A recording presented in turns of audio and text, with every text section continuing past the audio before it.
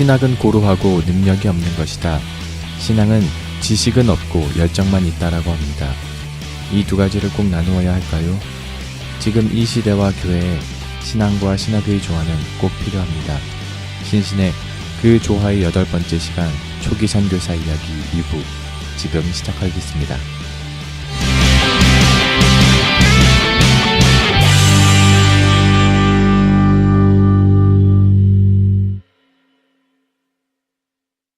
네, 이번 시간에는 저번 시간과 더불어 이어서 알렌 선교사님보다 어떤 면에서는 더 많이 듣고 초기 선교사님 하면은 이 두 분을 가장 먼저 떠올리게 됩니다. 바로 언더우드와 아펜젤러 선교사님입니다.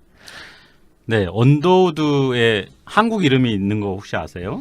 예, 그분이 아마 당시 영어 이름과 비슷하게 하시려고 했었던 것 같아요. 그래서 이제 원두 맞습니다. 그 신촌 원씨라고도 소위 얘기하는데 네. 이 언더우드 가문이 한국 선교에 굉장한 영향력을 많이 미치셨어요. 그래서 언더우드 이후에 4대까지 한국에 남으셔가지고 네.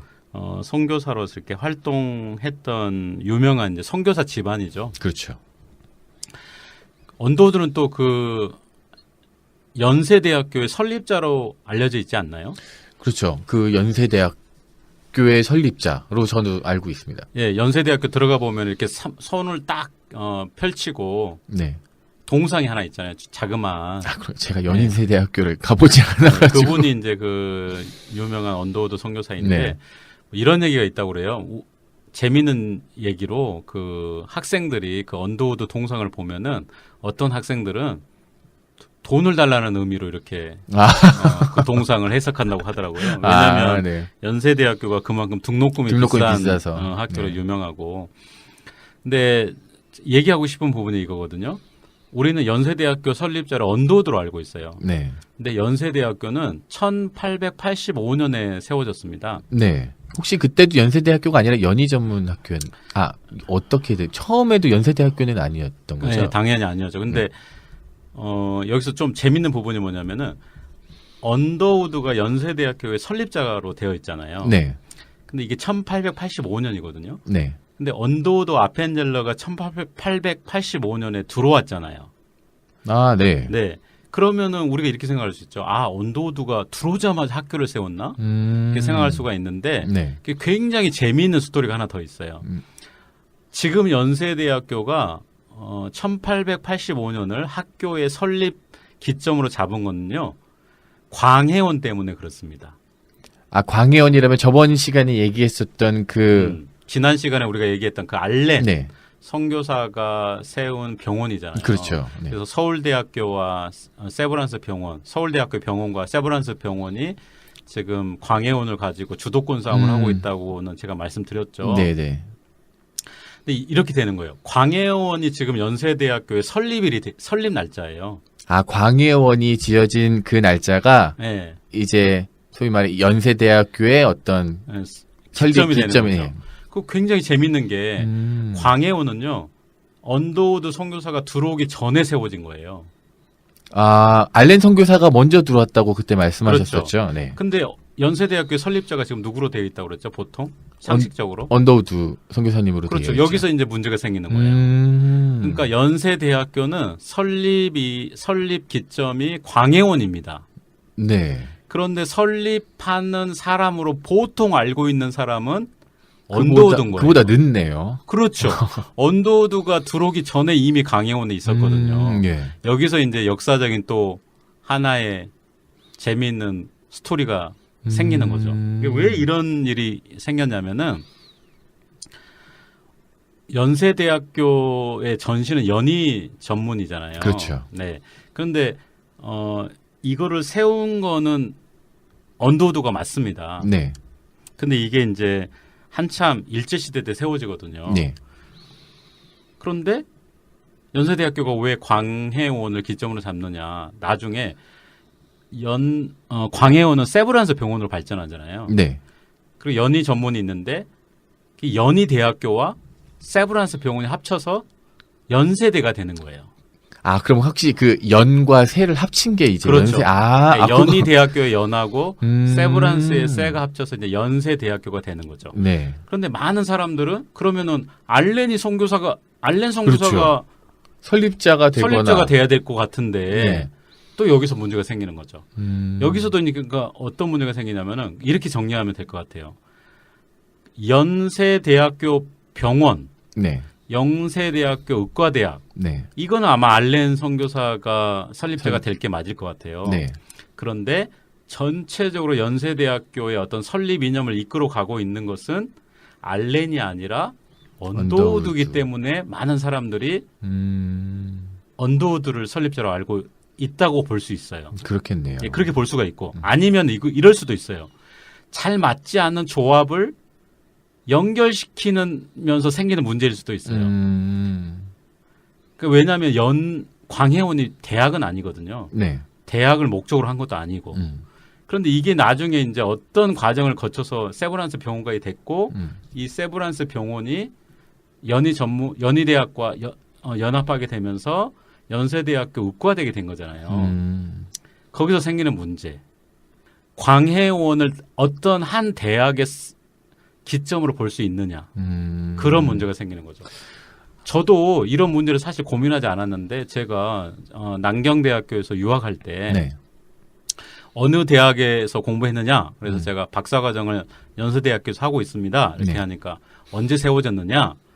그런 거를 물어보네. 85년에 세워졌습니다. 네. 하니까 그 중국 친구가 굉장히 놀래더라고요. 아니 어떻게 한국에 1885년에 대학이 있냐는 거죠. 중국도 그럴 수도 이제 그러네. 대학이 들어설까 말까 물론 대학이 있었지만 네. 그 정도인데 어떻게 한국이 1885년에 대학이 있냐는 거예요. 그러면서 저도 이제 고민을 많이 하게 됐죠.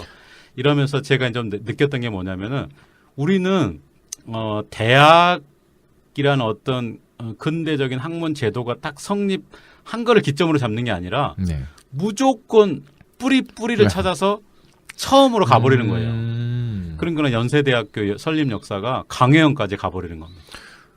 그럴 수도 있겠네. 예를 들어서 대학의 설립을 물어봤을 때는 그 대학 자체를 물어보는 건데 그렇죠. 광해원까지 가버리면은 그게 좀 고민이 우리 필요한 것 같아요. 그러니까 대학의 설립 날짜를 정말 대학으로 잡을 거냐. 그러니까 이화 여자 대학교도 지금 설립일이 이화 학당까지 가버리는 거잖아요. 그렇죠. 사실 그때는 대학도 아닌데. 대학도 아닌데. 그러니까 이런 고민이 필요한 거죠 우리에게. 그러니까 한국은 어쨌든 최초 뿌리까지 찾아가는 그런 노력이 있고 그 다음에 어떻게 해서든지 하루라도 역사를 앞당기려는 그런 것도 있습니다. 지금 연세대학교는 어쨌든 광해원을 설립 날짜로 잡으면요. 네. 알렌을 잘 처리해야 됩니다. 그렇겠네요. 네, 언더우드를 보통 설립자로 알고 있는데 언더우드는 광해원이 된 이후에 왔기 때문에 이걸 조합하기가 사실 어렵거든요. 조선에는 있었었나요? 조선은 없었죠. 그죠. 없던 상태에서 네. 물론 나중에 언더우드가 광해원에서 나름대로 역할을 하긴 해요. 그렇지만 이런 부분들이 아예 고민이 없으면 안 되는 거죠. 또 한편으로는 조선 사람들 또 한국 사람들은 그 뿌리를 정말로 중요시하게 생각하는구나라는 대목도 좀 될 수 있을 것 같아요. 예, 저는 근데 그거를 그렇게 생각하지 않고 하루라도 뿌리를 앞당겨서 우리가 원조다. 우리가 너네 대학보다 더 역사가 앞선다. 그렇게 볼 수가 있겠네요. 저는 뭐 그런데 한국 사람들이 좀 에너지를 쓰고 있는 게 아닌가. 뭐 그런 생각도 사실 하긴 해요. 재밌네요. 이거 정말 몰랐었던 사실입니다. 만약 그래서 이제 서울대학교가 광해원을 자기 역사로 가져가 버리면은 연세대학교 역사가 다시 써야 되는 거죠. 그렇겠네요. 이거는 굉장히 민감한 문제가 되는 거죠. 아직까지는 그래도 연세대학교가 대중적인 역사 인식을 지배하고 있는 건 맞아요. 그러니까 많은 사람들이 광해원 하면 세브란스 병원을 생각하고 네. 그게 이제 연세대학교로 발전했다고 대중적 역사 인식을 갖고 있죠. 그렇죠. 예.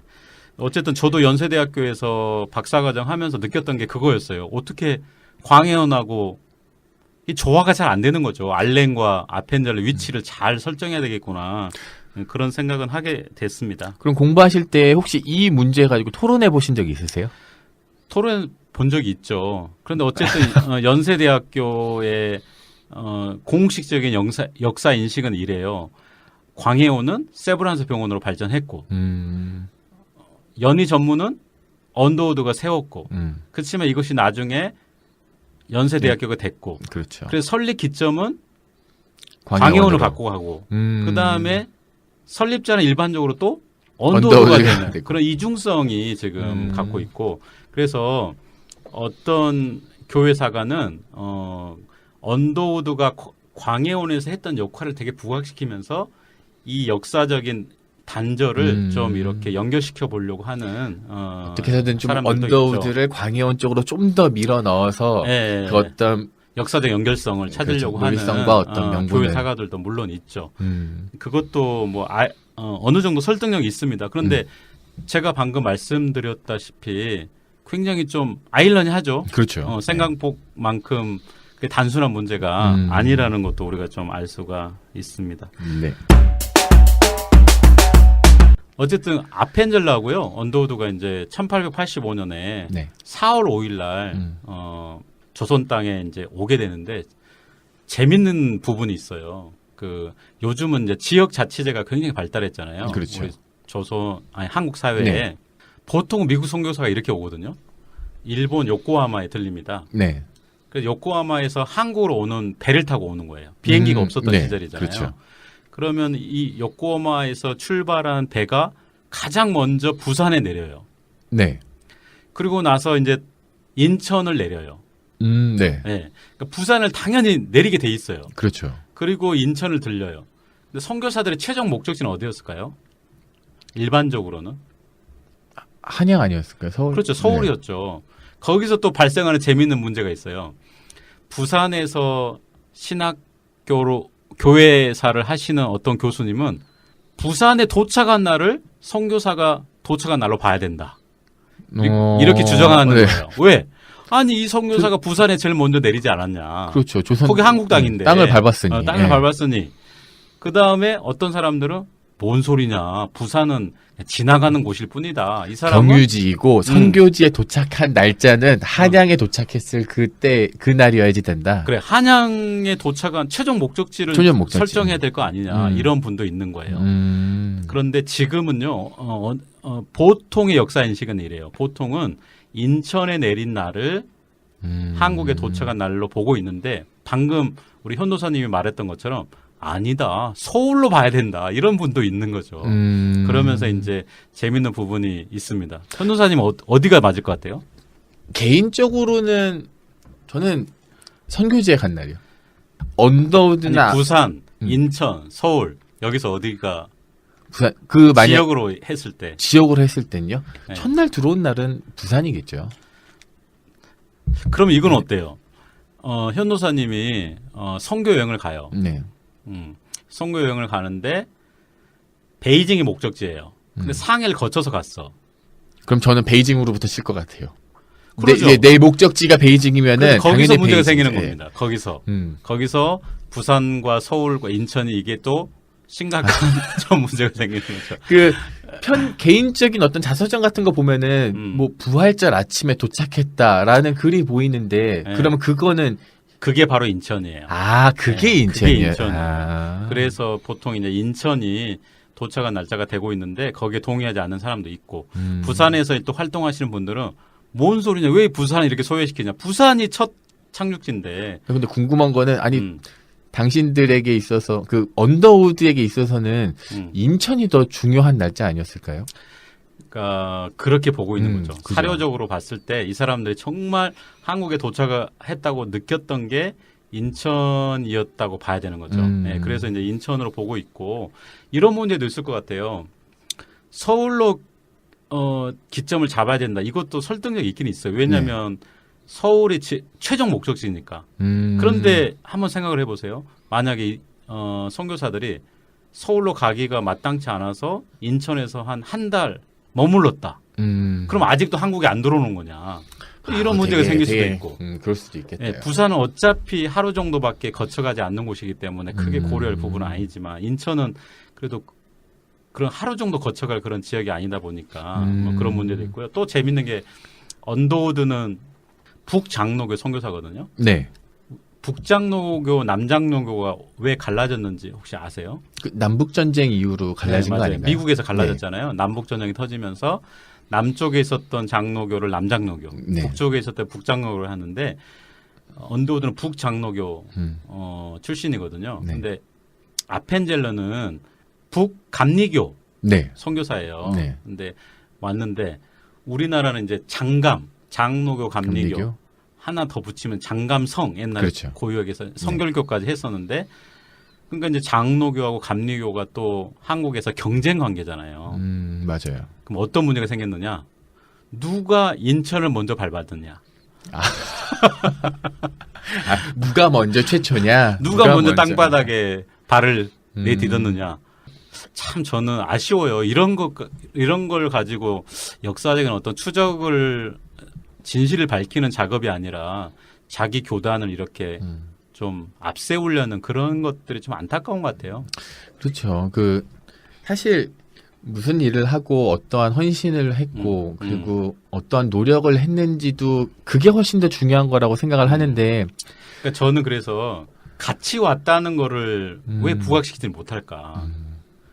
같이 온 거. 네. 그게 우리 어떻게 보면은 하나님의 섭리 아니겠어요? 둘이 같은 배에 타고 같이 오지 않았나요? 그렇죠. 네. 그런데 이제 문제는 누가 먼저 땅을 땅을 밟았느냐. 밟았느냐. 참 그 어떻게 보면 비본질적인 문제인데. 네, 그렇죠. 예를 들면 현도사님이 베이징에 선교를 가는데 현도사님이 다른 일행보다 막 더 앞서서 막 달려가는 거죠. 그렇죠. 내가 먼저 왔다. 내가 그래가지고 먼저 밟았다. 베이징 공항에 내려서 키스를 하는 거예요, 땅에. 그럼 내가 제일 먼저 도착했다. 이게 무슨 의미가 있냐고요. 그렇죠. 같이 온 게 중요한 거고. 그래서 저는 이런 싸움을 하는 게 중요한 게 아니라 장로교와 감리교가 같이 왔다는 거에 굉장히 우리가 역사적 의미를 둬야 되고 이거는 합력하여 선을 이루라는 하나님의 섭리가 아닐까. 맞습니다. 그렇게 봐야 될 거라고 생각해요.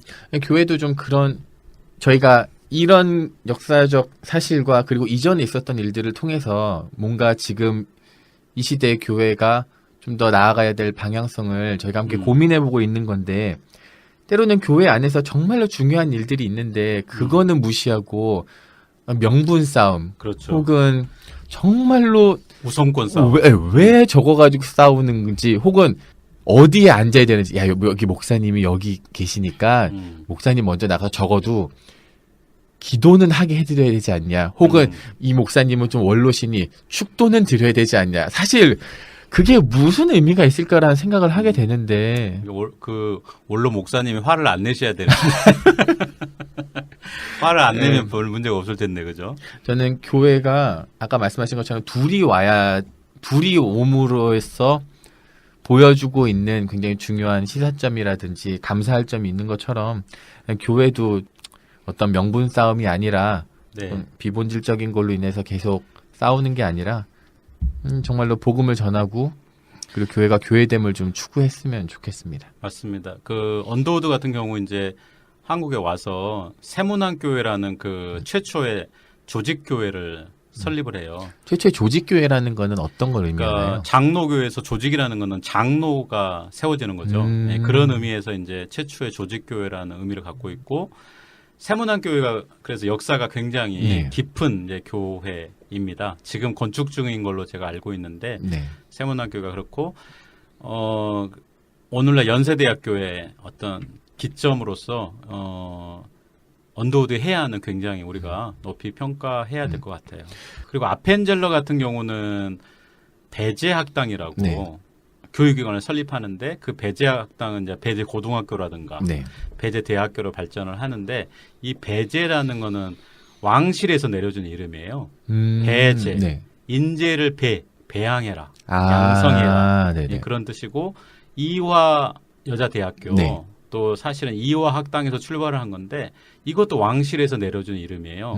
이화, 백꽃. 백꽃. 그래서 이것도 왕실에서 내려준 이름인데 저는 이제 이런 생각을 많이 해요. 그 이화 학당은 이제 여자들을 교육시키기 위해서 설립이 됐잖아요. 그렇죠. 근데 선교사님들이 한국에 왔을 때 여성의 처우가 너무나 열악했다고 느낀 거예요. 그래서 어떻게 하면 여성들을 잘 교육을 시킬까? 그리고 이 사회의 주도적인 인물로 만들까? 그래서 이 선교사님들의 고민이 사실은 이화학당의 설립으로 연결이 됐는데 네.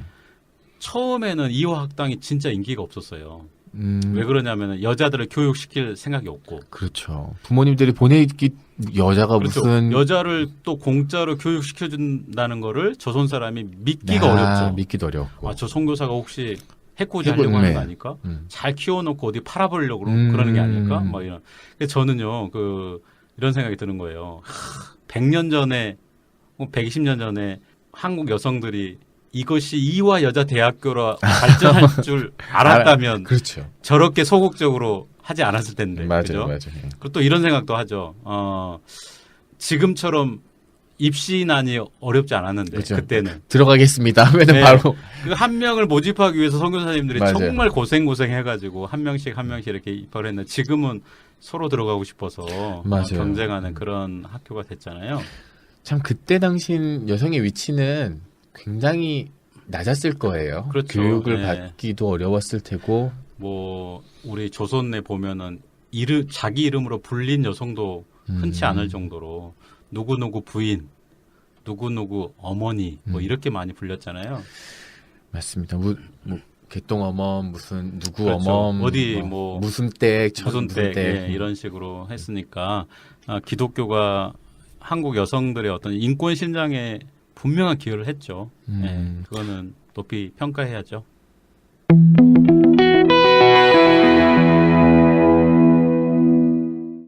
네, 이렇게 저희 선교사님들 언더우드와 아펜젤러 선교사님들께서 최초의 조직교회 세문안교회를 언더우드 선교사가 세웠고 네. 그다음에 아펜젤러는 배제학당 그리고 종동 감리교회라고 지금 굉장히 유명한 교회거든요. 이거는 지금 사정 256호로 지금 되어 있더라고요. 문화재죠, 문화재. 네. 예.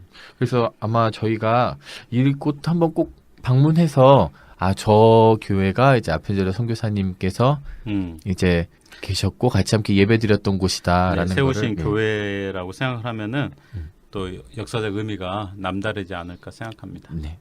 저희는 또 이분들을 토대로 정말 교육도 받게 되고 이분들이 만드신 어떤 대학교와 병원을 통해서 지금 저희가 사실은 많은 혜택을 보고 있는 것도 사실 아니겠습니까? 그렇죠. 그 선교사님들이 근대 교육이라든가 의료에 상당한 기여를 했다고 평가를 해야겠죠. 네. 그래서 참 이 부분에 대해서는 제가 끊임없이 또 감사해야 되고 또 한 가지는 이 언더우드 이 선교사님들의 일가족이 저희가 저번 시간에 이야기했던 양화진 거기 외국인 무덤에 그 얘기 하셔서 제가 생각나는 부분이 뭐냐면은 아펜젤러 선교사님의 이야기예요. 네. 아펜젤러 선교사님이 이제 성경을 번역하고 네. 그 성경 번역한 거를 다시 개정하고 그런 작업을 위해서 인천에서 목포로 가다가 배가 침몰했다고 제가 말씀드렸죠. 네네. 네. 그래서 시체를 찾지를 못했어요. 익사하셔서. 예. 그래서 지금 양화진 묘역에 네. 아펜젤러 선교사 묘비가 있지만 사실상 그 시신은 없습니다. 예.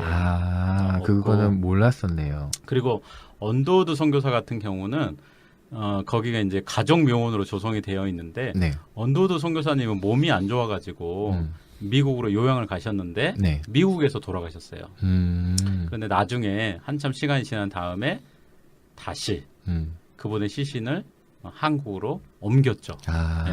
그래서 언더우드 선교사 묘원에는 그분의 시신이 있습니다. 그거를 좀 아시면 좋을 것 같습니다. 네, 그럼 양화진 외국인 선교사님 무덤도 함께 좀 시간이 되면 방문하는 시간을 가지시면 좋을 것 같습니다.